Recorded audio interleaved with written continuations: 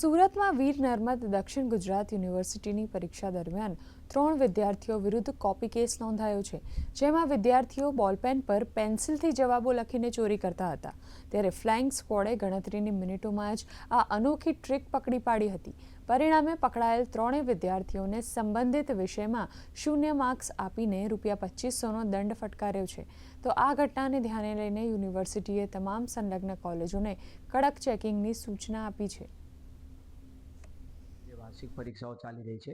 કોલેજોમાં જ્યારે રાઉન્ડ પર ગઈ ત્યારે 2 થી 3 જેટલા વિદ્યાર્થીઓ કઈ પેન પર લખાણ લાવી અને પછી ભૂસી નાખતા હતા, એ પ્રકારની ગતિવિધિ માલુમ પડી હતી. અને આપણી સ્કોડની ટીમને ખરેખર આપણે અભિનંદન આપવા જોઈએ કે એમની સામે કેસ દર્જ કરી અને સમગ્ર મામલાને સુનાવણી અર્થે એમપેકમાં રજૂ કરવામાં આવ્યો છે. અને એમપેકે એની સામે લગભગ 2,500 જેટલી દંડની પણ જોગવાઈ કરી છે. અને હાલમાં સમગ્ર મામલો આપણા એક્ઝિક્યુટિવ કાઉન્સિલ અને બોર્ડ ઓફ મેનેજમેન્ટના સત્તામંડળમાં વિચારાધીન છે. આ બંને સત્તામંડળના જે કંઈ ઠરાવો થશે એ તદનુસાર તંત્ર યોગ્ય કાર્યવાહી આ બાબતમાં કરવામાં આવશે.